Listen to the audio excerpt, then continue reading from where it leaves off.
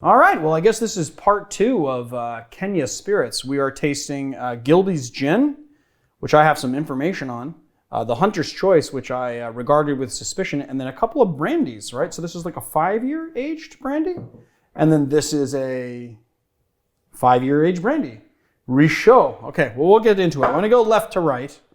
Well, it would be right to left for you guys, but left to right for me. We're going to be starting with the Gilbey's Gin. So I know a little bit about Gilbey's, actually. Gilbey's was a gin produced in the 1870s by two brothers named Albert and Walter Gilbey. They started distilling gin in London's Camden Town right after they came back from the Crimean War, and they became such a success that they picked up a bunch of Scotch distilleries and a couple of more gin distilleries in Australia and Canada. And then in 1938, the right to distill Gilbey's was sold to the United States. We don't know what is in the botanical blend, but we do know that it is 12 different ingredients.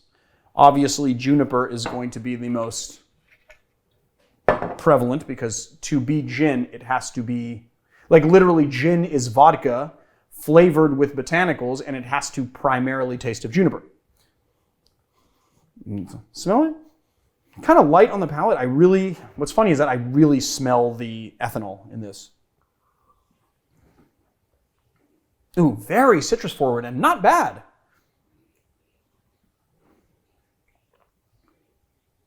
I want to say that honestly, it's very light for something that has 12 different botanicals in it. I'm definitely, obviously, picking up the juniper, and there's a ton of citrus peel in there. Maybe some angelica root, and then obviously there are some spices. Some of them are very, very, they're very familiar to me. So I want to say probably like cardamom is what I'm picking up in there. Angelica root. I don't think of like what else I can taste in there other than citrus, but it's so citrus forward. This would actually be a really good gin to make some citrusy drinks like an East Side with or something. I don't know. I wonder if it's the same. Is it the same recipe as the one that's being sold here? Well, what's crazy is that, so this is produced by UDV Kenya Limited for literally it's EABL Group. Now, which is in Nairobi. The thing is that this seems to me like if you look at all these bottles, this UDV seems like it's distilling a lot. So I think that this Kenyan distillery probably leases the rights off the Gilbey company to distill the gin in Africa. Yeah, as I understood, and I could misunderstand this, but a lot of the spirits that you buy are made in Kenya for whatever reason. There's like laws and stuff. Obviously, there's stuff that isn't made in Kenya, like the marula cream and stuff that we tried that was from South Africa. But maybe anything that isn't African continent is made in Kenya or something. I don't know. Right, and then there's also that other one that was made in Tanzania. Mm-hmm. Yeah, so anything that's not Africa has to be made in Africa. In Africa. I don't know. So like they lease the rights to make Gilbey's gin from Gilbey's. It seems like it's pretty cheap gin, and it doesn't hit you over the head with flavor. So quite honestly, the flavor is really subtle. It's like it kind of goes in. You have that moderate ethanol burn, but it's 40% alcohol by volume, so it's 80 proof, but it has like moderate burn. It's easy drinking. Very citrusy. You have the telltale gin flavors, but I don't know. It's kind of underwhelming at the same time. What would you give it if you were getting a score on gins? Well, I mean, here's the thing. I can just tell that it's cheap gin. Mm-hmm. So on the cheap, I would put other gins on a different scoring plane. So if I were going to go 1 to 10 of cheap gins, I'd give it a 7. Okay. Of cheap gin. Overall gins. Oh, overall gins? From the worst to the best. 4. Okay. Maybe. It's not 3.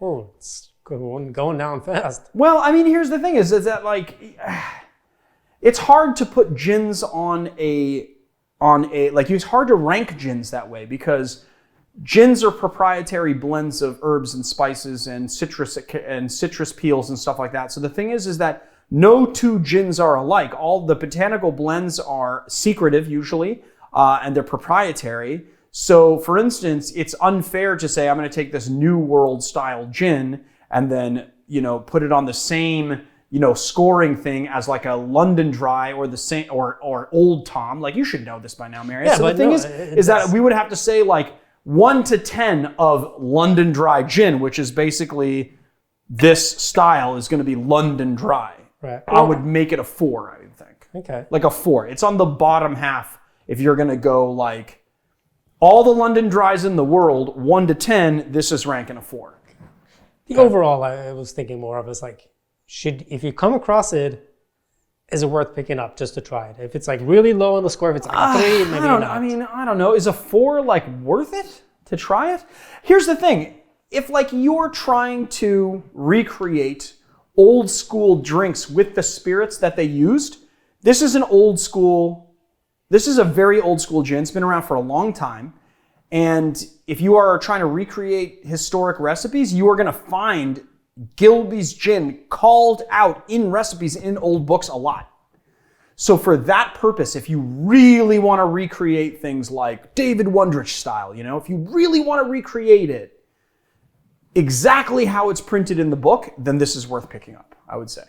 All right. It's not going to ruin a drink at all. If you put this in an East Side, it would be good, but the thing is that it would be very flat in flavor, I think, because there's just the botanicals.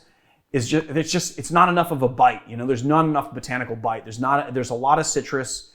It's it's not very hot. You have like very limited ethanol. And I kind of feel like what a lot of people don't talk about when it comes to tasting cocktails and tasting liquor.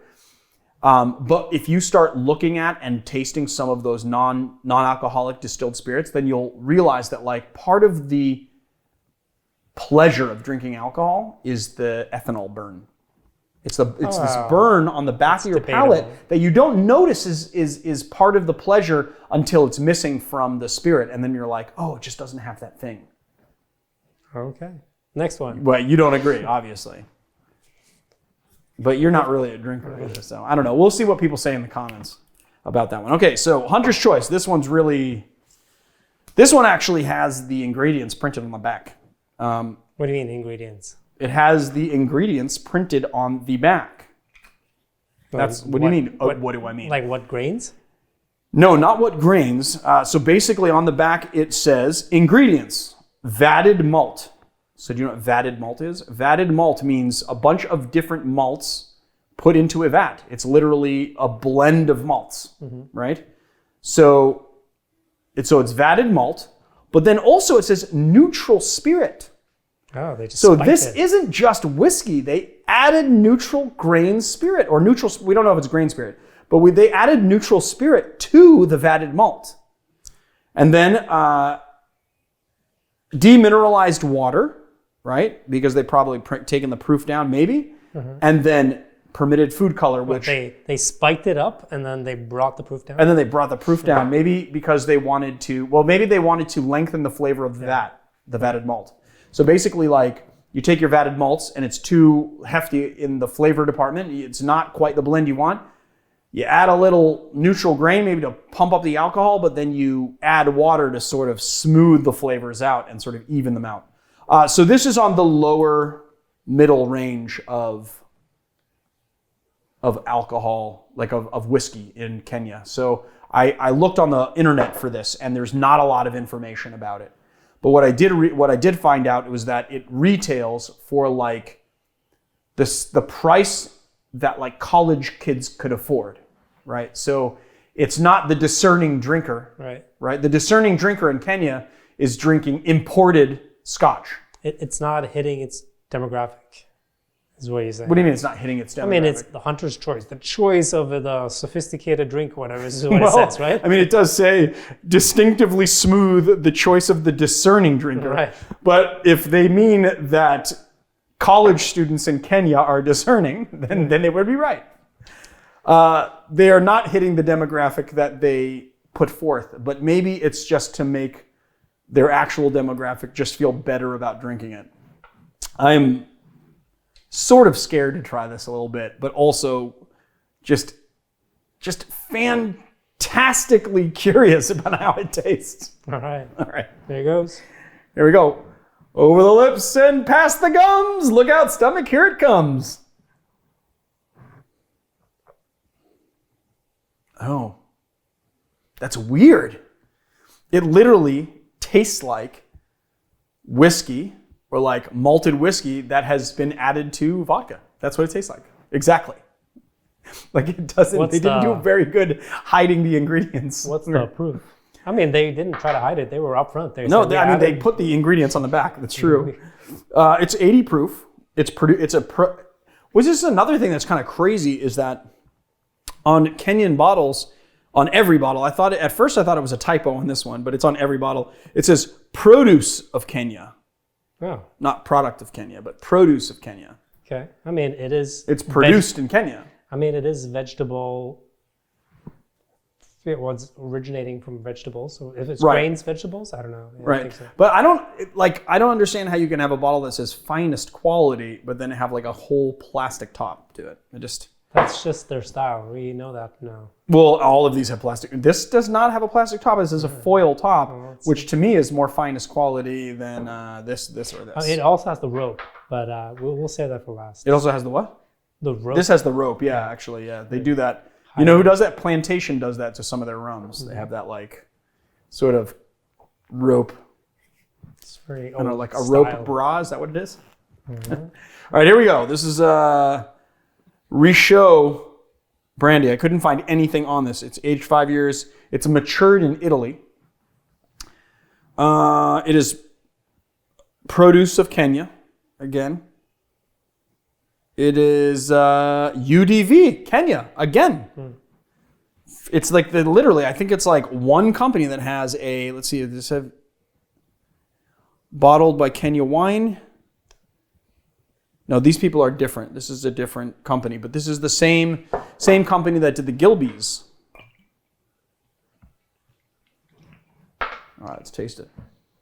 Ooh, that smells sweet. I can smell the sweetness.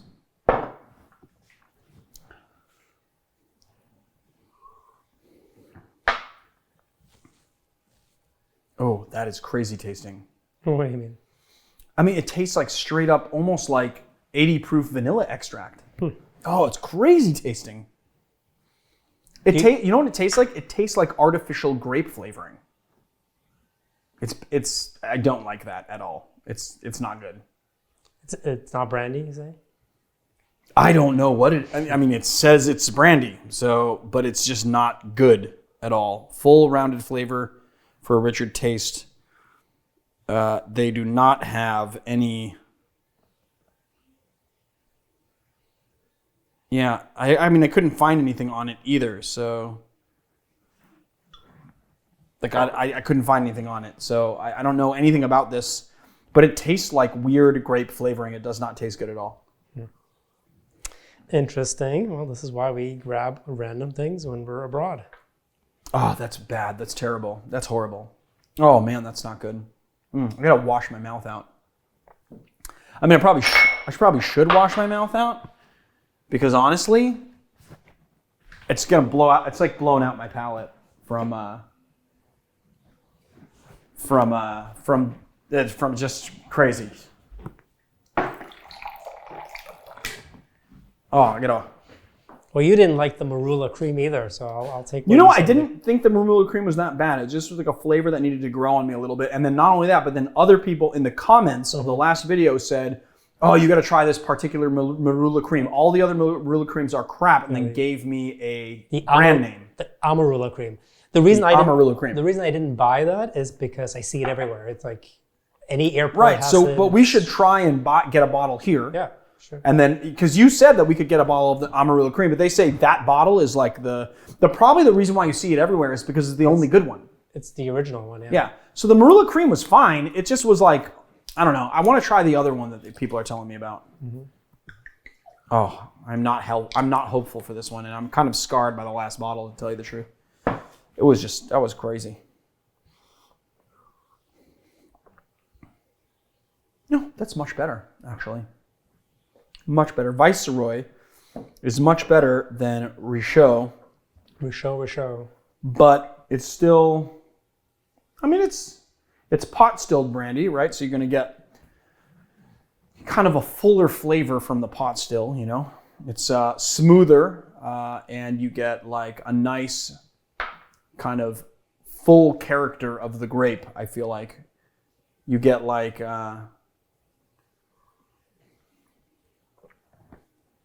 I mean, I wouldn't say that it kills me, but it's a lot more subtle in flavor, you know? You can kind of taste the fruit, but you sort of also taste sort of a little bit of that aging.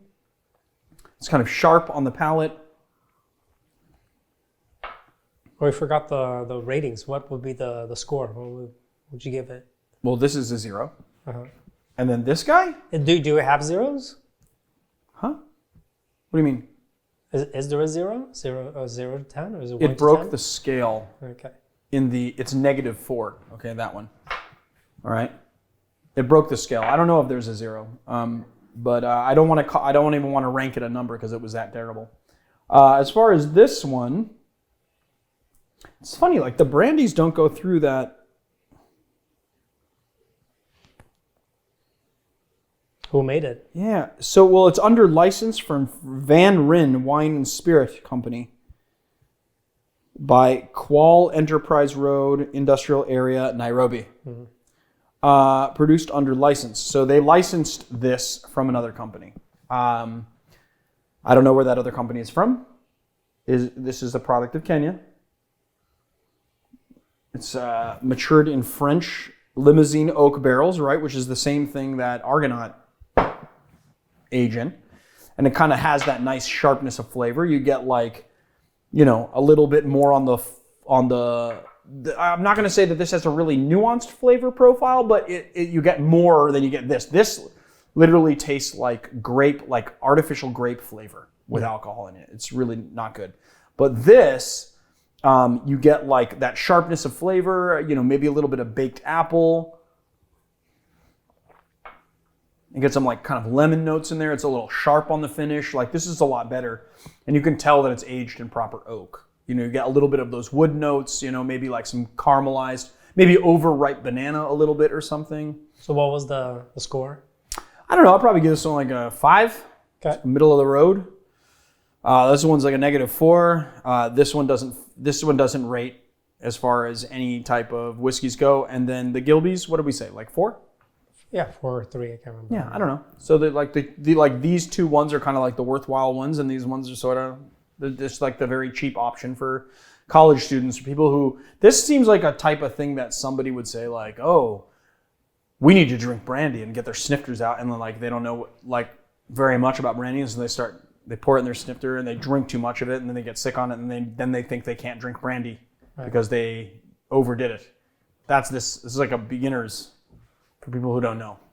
I don't know. I don't want to cap on it too much because I feel bad, but it's just not good. All right.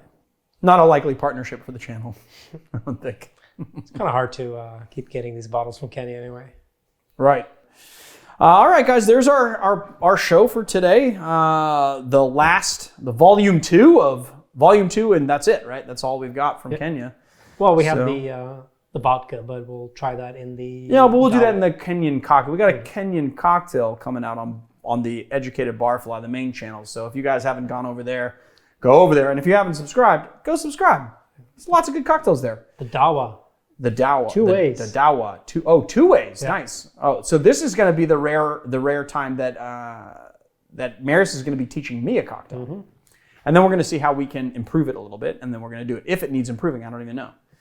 A vodka-based cocktail kind of seems like it always needs improving, though. No, it's pretty good. I like the second. I don't like the original way it was done. I like the. So there's like an original way and a modern way. Yeah. All right, cool. So we'll unveil that vodka on that episode. But for now, this is what we got. I hope you guys like this. I don't know. It was a little bit of a rambling episode. I think we went through this pretty well. Mm-hmm. I think I imparted some good knowledge on Gilbey's Gin and Hunter's Choice and this weird Richaud and the Viceroy, and You know, I don't know. So if you like this channel, subscribe to it and check out our YouTube memberships on Educated Barfly because we've got some good stuff going on there. And I don't know. I'll see you guys on the next one. Tally ho!